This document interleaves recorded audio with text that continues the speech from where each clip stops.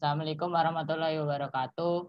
Saya dari kelompok B PS3 akan mempresentasikan tentang sifat wajib Allah dan sifat jaiz beserta keutamaannya.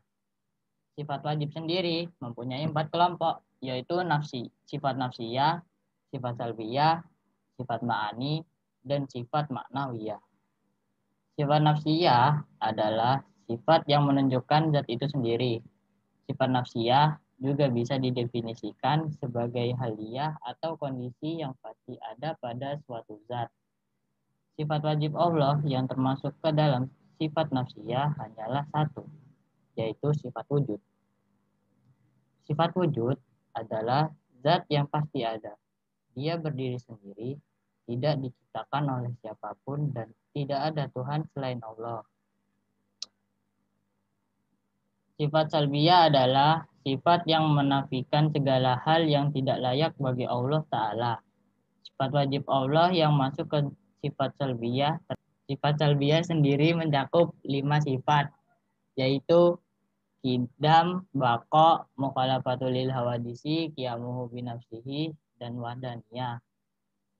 Sebenarnya sifat salbiyah sendiri tidak hanya 5 sifat, sebab berbagai kekurangan tidak terbatas dan semuanya ternafikan dari Allah. Namun, 5 sifat tersebut merupakan pokok yang sudah dirumuskan oleh para ulama. 1. Sifat kidam. Sifat kidam adalah Sang Pencipta yang menciptakan alam semesta beserta isinya. Allah telah ada terlebih dahulu daripada apa yang diciptakannya. 2. Sifat bako. Sifat bako adalah yang dimaksud Allah maha kekal dan tidak akan punah atau binasa. Dia akan tetap ada selamanya. 3. Sifat mukhalafatul lil hawadisi. Sifat mukhalafatul lil hawadisi adalah Allah Subhanahu wa Ta'ala berbeda dengan setiap makhluk, baik manusia, jin, malaikat, maupun makhluk yang lain seperti benda mati dan makhluk hidup lainnya. Sifat selanjutnya akan dijelaskan oleh teman saya yang bernama Intan. Sifat yang kelima yaitu sifat qiyamuhu binafsihi.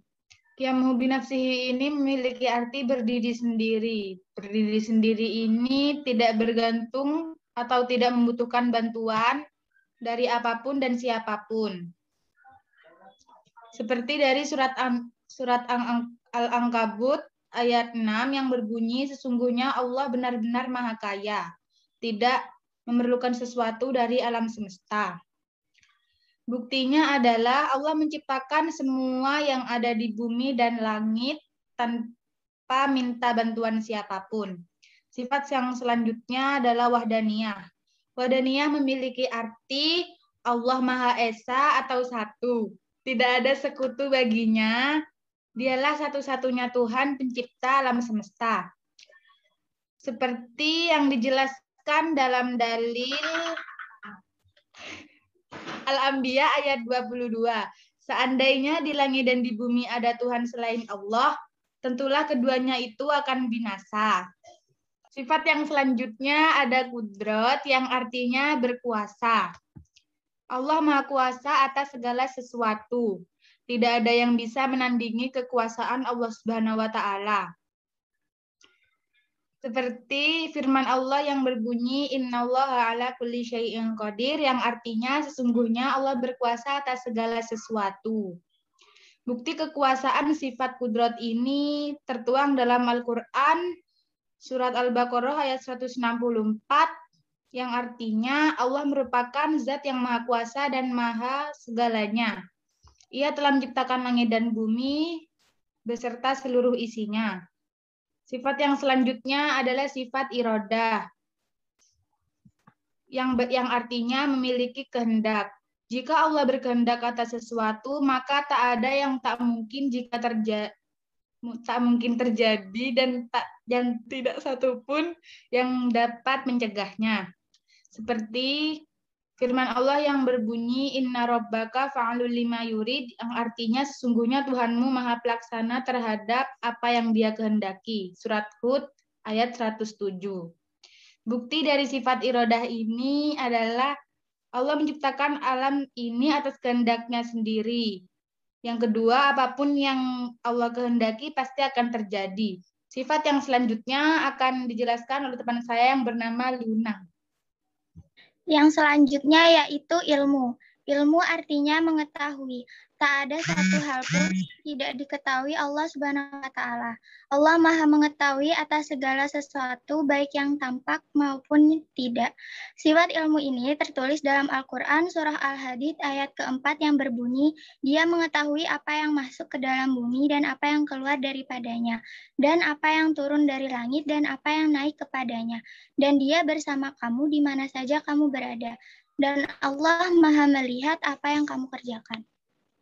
Yang ke-10 ialah hayat. Hayat memiliki arti maha hidup atau kekal. Allah Subhanahu wa Ta'ala adalah maha hidup. Tidak akan pernah mati, binasa, ataupun musnah. Dia kekal selamanya. Ini dijelaskan dalam Quran Surah Al-Furqan ayat ke-58 yang berbunyi, dan bertakwalah kepada Allah yang hidup, kekal, yang tidak mati, dan bertasbihlah dengan memujinya. Yang ke-11 yaitu sama.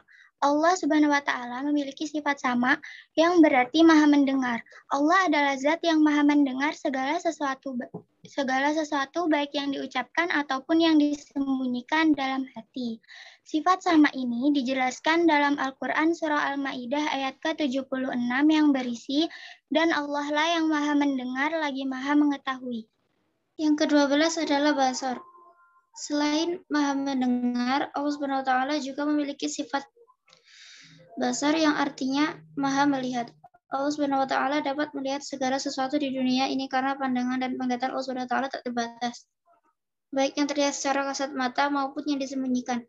Sifat basar pada Allah Subhanahu wa Ta'ala tertulis dalam Al-Quran Surat Al-Hujurat ayat 18 dan Surat Al-Baqarah ayat 265 yang berarti, sesungguhnya Allah mengetahui apa yang gaib di langit dan bumi, dan Allah maha melihat apa yang kamu kerjakan. Yang ke-13 adalah Al-Kalam. Sifat Allah Subhanahu wa Ta'ala selanjutnya adalah Al-Kalam, kalam yang artinya berfirman. Allah Subhanahu wa Ta'ala dapat berbicara dan berkata secara sempurna tanpa bantuan apapun. Sifat kalam pada Allah Subhanahu wa Ta'ala tertulis dalam surat Al-Quran Al-A'raf ayat 143 yang berarti, dan tak kala Musa datang untuk munajat dan kami pada waktu yang telah kami tentukan, dan Tuhan telah berfirman langsung kepadanya.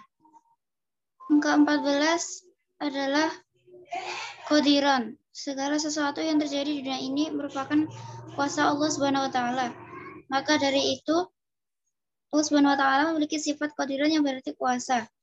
Sifat qadiran pada Allah Subhanahu wa Ta'ala tertulis dalam Al-Quran Surat Al-Baqarah ayat 20 yang berarti, hampir-hampir kilat itu menyambut penglihatan mereka. Setiap kali kilat itu menyinari mereka, mereka berjalan di bawah sinar itu. Dan bila gelap menimpa mereka, mereka berhenti. Jikalau Allah menghendaki, niscaya Dia melenyapkan pendengaran dan penglihatan mereka. Baik, Assalamualaikum warahmatullahi wabarakatuh. Materi yang selanjutnya dari sifat wajib Allah yaitu muridan, aliman, dan hayyan. Muridan di sini berarti Allah Maha berkehendak. Bila Allah berkehendak atau menakdirkan suatu perkara, maka tidak ada yang menolak kehendak. Tidak ada yang bisa menolak kehendaknya. Dalilnya terdapat pada Quran surah Al-Hud ayat 107 yang berarti mereka kekal di dalamnya selama ada langit dan bumi. Kecuali jika Tuhanmu menghendaki, sesungguhnya Tuhanmu Maha Pelaksana terhadap apa yang Dia kehendaki. Sifat yang kedua yaitu aliman. Aliman di sini berarti mengetahui segala sesuatu, baik yang ditampakkan maupun yang disembunyikan. Tidak ada seorang pun yang bisa menandingi pengetahuan Allah yang Maha Esa. Dalilnya terdapat pada Quran surah An-Nisa ayat 176 yang berarti, dan Allah Maha mengetahui sesuatu. Yang ketiga di sini hayyan. Hayyan berarti hidup. Allah adalah zat yang hidup, tidak akan mati, tidak akan tidur, dan tidak akan lengah. Dalilnya terdapat pada Quran surah Al-Furqan ayat 58 yang berarti, Dan bertakwalah kepada Allah yang hidup, yang tidak mati, dan bertasbihlah dengan memujinya, dan cukuplah dia maka mengetahui dosa-dosa hambanya. Sekian dari saya. Materi selanjutnya akan disampaikan oleh Dava Kia. Yang selanjutnya adalah Sami'un. Sami'un artinya mendengar. Allah selalu mendengar pembicaraan manusia, permintaan ataupun doa hambanya. Seperti yang dijelaskan di Al-Quran, surah Al-Ma'idah ayat 6, yang artinya, dan Allah lah yang maha mendengar lagi maha mengetahui. Selanjutnya adalah Basiron. Basiron artinya melihat. Keadaan Allah yang melihat tiap-tiap yang maujud, benda yang ada. Allah selalu melihat gerak-gerik kita. Oleh karena itu, hendaknya kita selalu berbuat baik, seperti yang dijelaskan di Al-Quran di surah Al-Isra ayat 1, yang artinya, sesungguhnya Dia, Allah adalah maha mendengar lagi maha melihat. Selanjutnya adalah mutakaliman. Mutakaliman artinya berfirman atau berkata-kata. Sama dengan kolam, mutakaliman yang mutakaliman juga berarti berfirman. Firman Allah terwujud lewat kitab-kitab suci yang diturunkan lewat para nabi. Seperti yang dijelaskan dalam Al-Quran surah Al-A'raf ayat 143, yang artinya, dan tatkala masa datang untuk menunjat dengan kami pada waktu yang telah kami tentukan, dan Tuhan yang telah berfirman langsung kepadanya.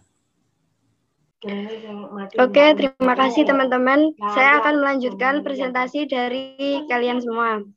Yang selanjutnya adalah sifat jaiz Allah. Pengertian sifat jaiz sendiri adalah sifat yang mungkin boleh ada atau mungkin boleh tidak ada. Apabila sifat wajib dan mustahil itu ada banyak, kira-kira ada 20 ya. Kalau sifat jaiz itu cuma ada satu, yaitu fi'lu kulli mumkinin aw tarkuhu, yang artinya Allah dapat melakukan sesuatu hal dan dapat pula tidak melakukan sesuatu hal. Tidak ada kewajiban atasnya melakukan atau tidak melakukan sesuatu. Itu adalah sifat jaiz Allah.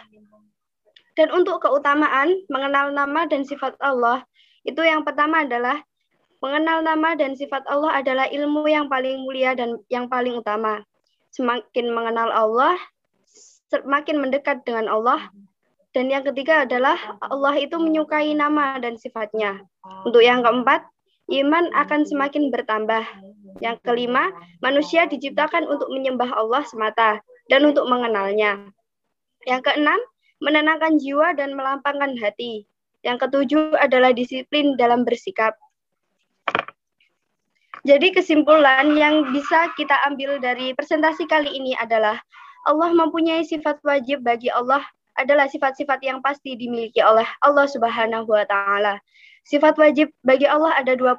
Sifat tersebut dibagi menjadi 4 kategori, yaitu yang pertama adalah nafsiyah, yang kedua salbiyah, yang ketiga ma'ani, yang keempat ma'nawiyah. Dan Allah juga mempunyai satu sifat jaiz, yaitu fi'lu kulli mumkinin aw tarkuhu. Dan kita sebagai umat Rasulullah harus mempercayai adanya pengetahuan tersebut. Cukup itu dulu yang bisa kami sampaikan. Kurang lebihnya mohon maaf. Wassalamualaikum warahmatullahi wabarakatuh.